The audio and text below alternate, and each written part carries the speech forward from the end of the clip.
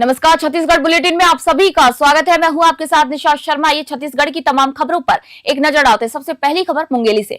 मुंगेली जिले में अवैध धान परिवहन के खिलाफ पुलिस की कार्रवाई लगातार जारी। इसी क्रम में थाना चिल्फी पुलिस ने पेट्रोलिंग के दौरान ग्राम बड़ोतरा कला में एक बड़ी कार्रवाई को अंजाम दिया। पुलिस ने संदिग्ध पिकअप वाहन को रोककर जांच की, जिसमें कुल 90 बोरी धान लोड पाया गया। जांच के बाद 60 बोरी अवैध धान भी जब्त किया गया। वहीं वाहन चालक संतोष कुमार राजपूत ने पूछताछ में बताया है कि धान कोचिया और हरीश अग्रवाल द्वारा सरदार राइस मिल गोड़ खामही से लोड कराया गया था, जिसे शासकीय सोसाइटी धान मंडी बोड़तरा कला में खपाने की योजना थी। पुलिस ने वाहन सहित धान को जब्त कर लिया है और आगे की मामले की जांच कर रही है। इस कार्रवाई से अवैध धान कारोबारियों में हड़कंप मच गया। कार्रवाई में थाना प्रभारी रघुवीर लाल चंद्रा, सहायक उप निरीक्षक सिद्धेश्वर बंजारे और नगर सेना तिलक डिंडोरे की सराहनीय भूमिका रही है। मुंगेली से देव प्रसाद बंजारा की रिपोर्ट आपको बता रहे हैं।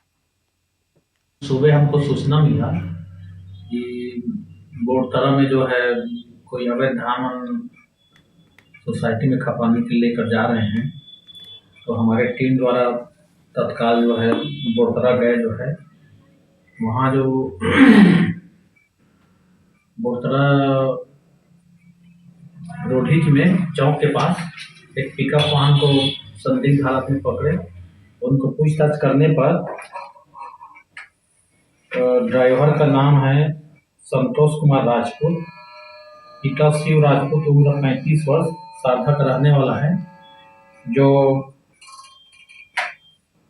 हरीश अग्रवाल के द्वारा उनको किराए पर ला करके उसमें अवैध धान का जो है सप्लाई कर रहा था, जिसे पूछताछ करने पर उसके द्वारा कोई दस्तावेज पेश नहीं किया गया। खबर बिलासपुर से। स्वामी विवेकानंद जयंती और राष्ट्रीय युवा दिवस के अवसर पर आयोजित कार्यक्रम में इतिहास रच दिया है। उप मुख्यमंत्री और खेल मंत्री अरुण साव के मार्गदर्शन में पुलिस ग्राउंड में आयोजित स्वामी विवेकानंद चेतना महोत्सव के दौरान 1500 बच्चों ने स्वामी विवेकानंद की वेशभूषा में सामूहिक रूप से वंदे मातरम का गायन किया और नशा मुक्ति की यहाँ पर शपथ ली। इस ऐतिहासिक आयोजन के लिए अरुण साव को golden book of world record का यहाँ प्रमाण पत्र प्रदान किया गया। कार्यक्रम के दौरान 5625 फीट लंबी स्वामी विवेकानंद की रंगोली भी बनाई गई, जो विश्व की दूसरी सबसे बड़ी रंगोली बताई जा रही है। उप मुख्यमंत्री अरुण साव ने यहाँ पर कहा कि आत्म संयम, अनुशासन और आत्मनियंत्रण ही महानता का मार्ग है। इसी अवसर पर विशाल शोभा यात्रा, स्वदेशी दौड़ और विवेकानंद की जी के जीवन पर आधारित प्रदर्शनी का भी आयोजन किया गया। बड़ी संख्या में यहाँ पर जनप्रतिनिधि, अधिकारी और बच्चे कार्यक्रम में शामिल हुए। बिलासपुर से ब्यूरो रिपोर्ट आप देख रहे हैं।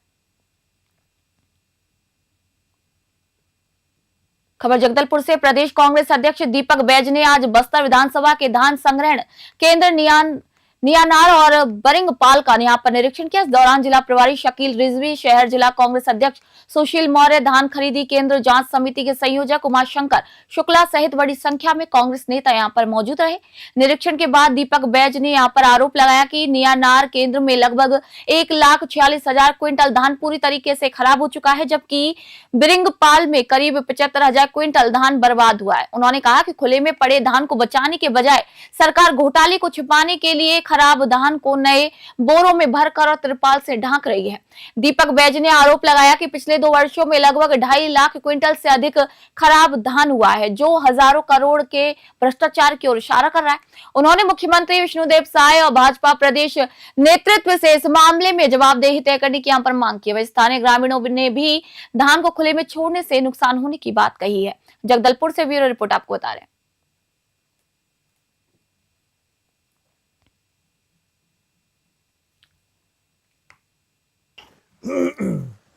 नियानार धान संग्रहण केंद्र के बाद आज हम लोग दूसरा धान संग्रहण केंद्र बिरिंगपाल हम लोग आए हैं। ये बिरिंगपाल धान संग्रहण केंद्र है, ये जगदलपुर विधानसभा क्षेत्र के अंतर्गत आता है और इसके विधायक माननीय किरण देव जी हैं, जो भारतीय जनता पार्टी के प्रदेश अध्यक्ष भी है और सरकार के विधायक भी है। उनको पता है नहीं मालूम, लेकिन नियानार में 1,40,000 कुंटल धान पूरी तरह से पानी में बर्बाद हो गया।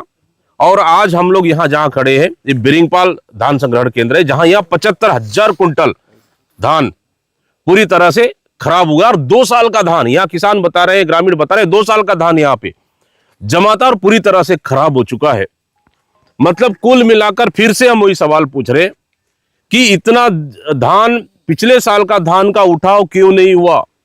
कौन है इसका? रायपुर से खबर आपको बता रहे हैं, प्रधानमंत्री नरेंद्र मोदी की दूरदर्शी सोच और विकसित भारत के संकल्प और मुख्यमंत्री विष्णुदेव साय के मार्गदर्शन में स्वामी विवेकानंद जी की 163वीं जयंती के अवसर पर शासकीय औद्योगिक प्रशिक्षण संस्था रायपुर में प्लेसमेंट कैंप और अप्रेंटिसशिप मेले का यहां पर आयोजन किया गया। इस रोजगार मेले में 16 प्रतिष्ठित कंपनियों और संस्थाओं ने भाग लिया। कुल 250 युवाओं का साक्षात्कार हुआ, जिनमें से 190 युवाओं का विभिन्न पदों के लिए चयन किया गया। संस्था के प्राचार्य नरेंद्र उपाध्याय ने चयनित अभ्यर्थियों को शुभकामनाएं देते हुए युवाओं से कुशल, सक्षम और सशक्त भारत के निर्माण में योगदान देने का यहाँ पर आह्वान किया। उन्होंने सहयोगी कंपनियों का आभार व्यक्त किया। वहीं कार्यक्रम को सफल बनाने में प्रशिक्षण अधीक्षक संजय ठाकुर, वरिष्ठ प्रशिक्षण अधिकारी शिवचरण हिरवानी, प्लेसमेंट एडवाइजर पवन बारले, प्लेसमेंट अधिकारी सुधा ठाकुर सहित समस्त स्टाफ का यहां पर सराहनीय योगदान रहा। रायपुर से ब्यूरो रिपोर्ट आप देख रहे हैं।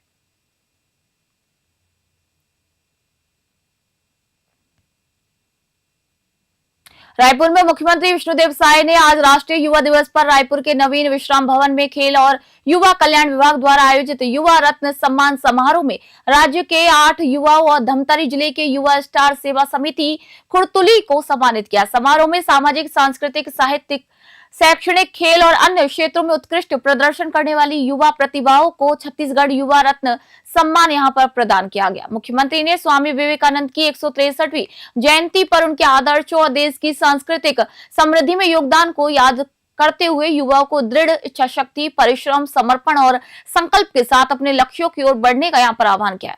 उप मुख्यमंत्री और खेल एवं युवा कल्याण मंत्री अरुण साव ने कहा कि युवा रत्न सम्मान राज्य की व्यक्तिगत क्षमता और समाज सेवा में उत्कृष्ट कार्य करने वाली युवाओं की पहचान और प्रोत्साहन का एक माध्यम है। इस पहल से 15 से 29 वर्ष की आयु के युवाओं की जो प्रतिभा है उसको मान्यता और आगे बढ़ने का भी यहाँ पर अवसर मिल रहा है। रायपुर से ब्यूरो रिपोर्ट आप देख रहे हैं।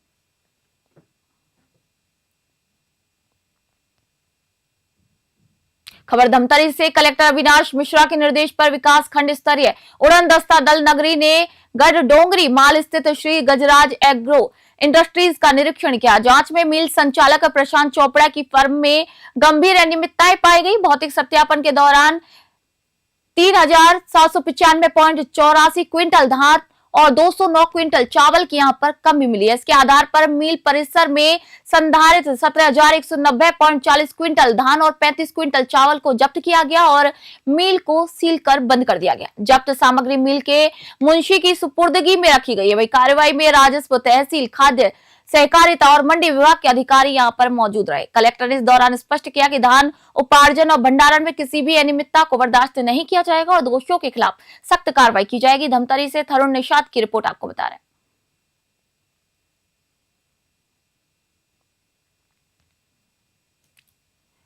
रायपुर में पुरानी रंजिश को लेकर हुई हत्या और जानलेवा हमले के मामले में पुलिस ने 4 आरोपी और एक बालक को गिरफ्तार किया है। आरोपियों में लोकेश विश्वकर्मा और आकाश विश्वकर्मा शामिल है, जिनके नाम थाना की गुंडा सूची में दर्ज हैं। मृतक और आरोपियों के खिलाफ थाना तेलीबांधा और थाना सिविल लाइन में पहले से कई आपराधिक प्रकरण दर्ज है। घटना 11 जनवरी 2026 की रात को ही जब मृतक आदित्य कुर्रे और घायल अभय सारथी आरोपी के घर के पास पहुंचे। इसी दौरान लोकेश विश्वकर्मा और अन्य साथियों ने धारदार चाकू से हमला कर दिया। इस हमले में आदित्य की मौत हो गई, जबकि अभय गंभीर रूप से यहां पर घायल होकर अस्पताल में भर्ती हो गया।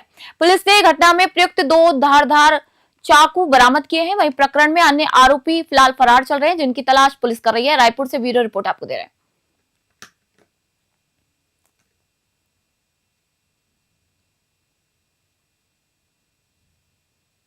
छत्तीसगढ़ बुलेटिन में फिलहाल इतना ही। नई अपडेट और जानकारी के लिए देखते रहिए न्यूज़ 21। मैं निशा शर्मा फिलहाल आप सभी से इजाजत चाहती हूँ।